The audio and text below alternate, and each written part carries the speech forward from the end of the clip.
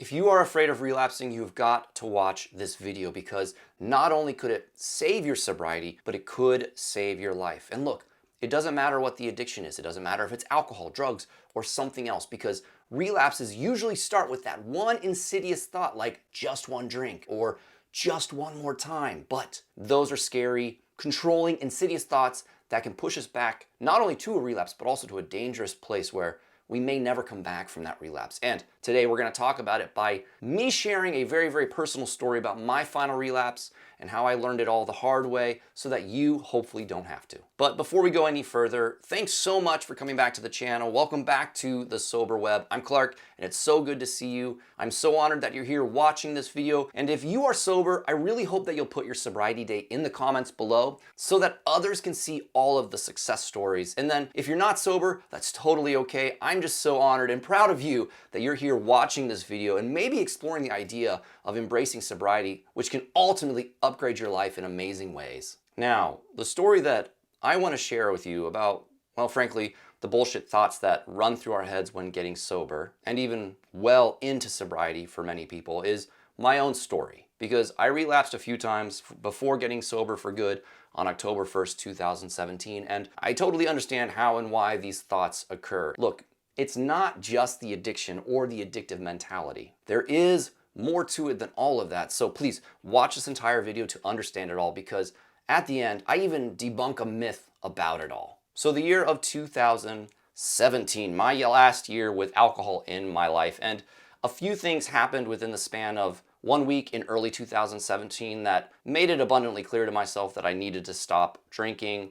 One thing that happened was I fell down the stairs after I put my son to bed because I was so drunk. I also, that same week, called out of work for the very first time because I specifically wanted to get drunk during the day and actually started drinking in the morning, and eventually drank so much I was drunk in front of my son and a friend's 2-year-old by early afternoon. And honestly, I really recall that time that there was a really beautiful day out. I did a conference call outside because I thought it was nice and I was being this badass because I was drinking while I was working, but no one knew it. But unfortunately, it all led to being way too drunk in front of 2-year-olds, and that's just not appropriate. And then also that week in early 2017, I had some pretty dark thoughts, honestly, about wanting to hurt myself. My drinking had gotten dark enough that I was just in a really, really rough place. So that week occurred, and it was abundantly clear something had to change. Now, obviously, I'm not really proud of any of this, but at the time of making this video in 2024, I'm over 6.5 years sober, and I've done a lot of work around all of this. I've forgiven myself for the past. I've made amends in the necessary ways to release myself from the guilt and shame of that time, so I don't beat myself up anymore about it. It's just part of my story, but it is not my story. But it was the beginning of a rock bottom, in essence, that took a few more months to get to, which we'll get to in a bit. Even then, after knowing that alcohol was absolutely no good for me and I was never going to be able to stop once I started, I still wanted to try. And the question is, why? Why did I want to try when I knew it was no good for me? And maybe that hits home with you, maybe that resonates. Hit the like button if so. But let me know what you think. Why do you think people want to go back to something that they know is not good for them? Why do they want to try again? Let me know your thoughts, leave a comment. But what I learned eventually in my sobriety, and this is just my opinion, it's because of the ego. Now, if you don't know what the ego is, I've talked about the good old ego before in videos. It's that part of us that wants us to be restless, irritable, discontent, and unhappy. It wants us to always be in conflict. It's the part of us that wants us stuck in addiction. It wants us to think that we can control something that we have no control over or that we've lost control to. So that's tip number 1 for you to help prevent relapses. Watch out for the ego and get to know its insidious, wily ways and thoughts. Thoughts like just one more time or just one drink. Those are the thoughts you've got to watch out for. And it's all the ego feeding those thoughts to you. So back then, what did I do? Well, I didn't know anything about the ego, so I let the ego take the wheel again. And between Father's Day of 2017 and the end of September 2017, I let that thought, just one drink, I let it win a couple times, and I had to, quote unquote, start all over. But it wasn't just that. I was also stressed. I was anxious. I was constantly afraid about life without alcohol, but I was also afraid of life with alcohol. So it was this frenzy of all of these thoughts and fears that compounded over the course of months leading up to a business trip to Iceland at the end of September 2017. And honestly, my friends, before I even went on that trip, before I even stepped on the plane, I knew I was going to relapse. Now, maybe it was not as conscious of a decision and a thought as that sounds, but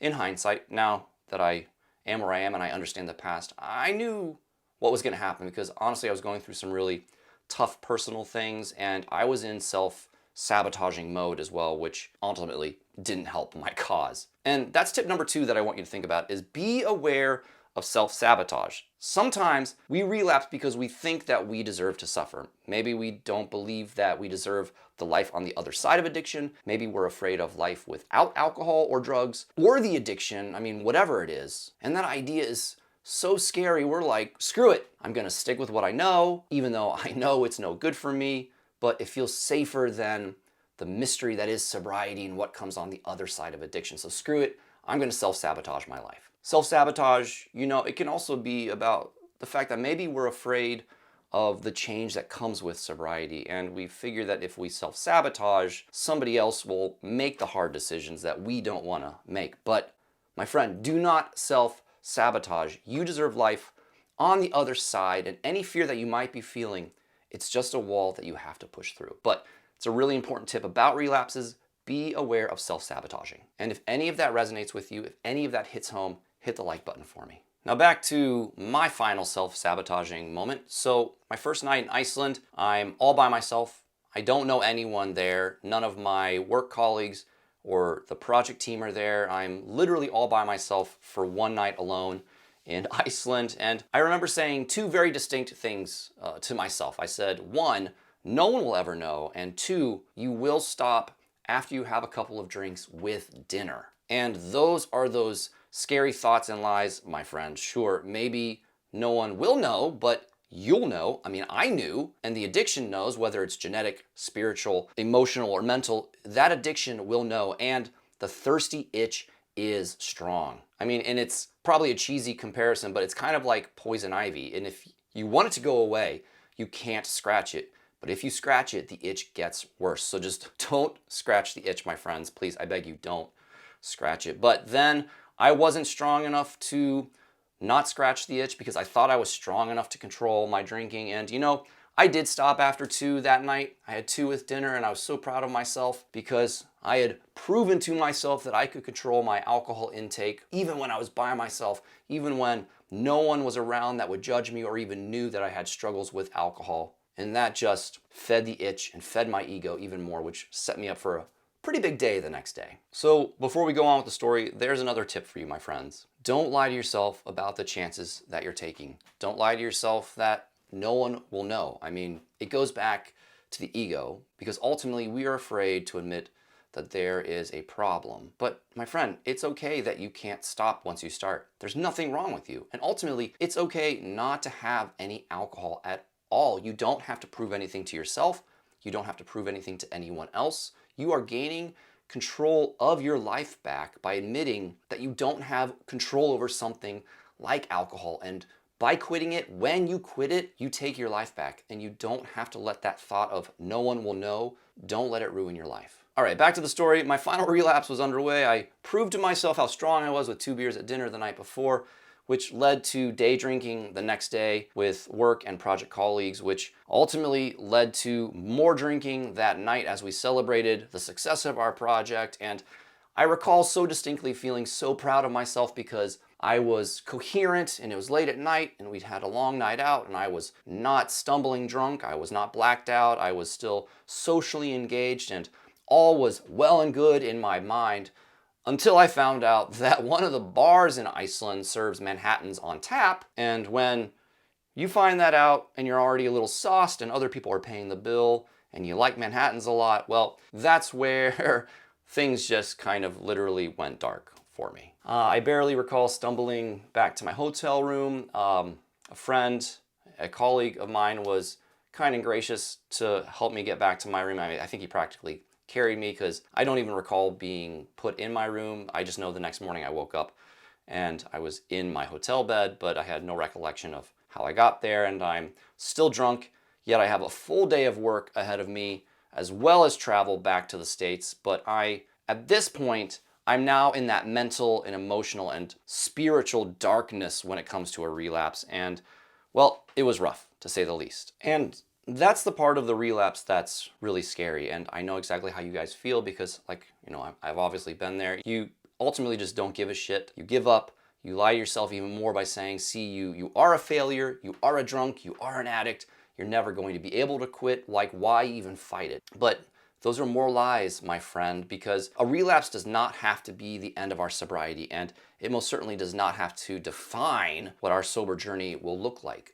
Unfortunately, sometimes relapses, they are necessary so that we can get our shit together once and for all and decide, no, I will not live my life like this anymore. I no longer want to feel out of control, and I'm sick and tired of being sick and tired. And even though my final relapse turned into a 3-day bender, even after I got back to the States to my family, it scared the shit out of me, to say the least. So much so that October 1st, 2017, I made the conscious choice that I was never going to drink again, no matter what. Now, of course, at that time, I had no idea what that looked like or how I was going to do it, but I could not feel out of control and like I wanted it to all end ever again. So thankfully, from October 1st, 2017 and on, I made that conscious choice to stay sober, even though I had to go through some really, really hard life stuff in my early sobriety. But now, because of all of it, my desire to drink is completely gone, and I don't even consider myself an alcoholic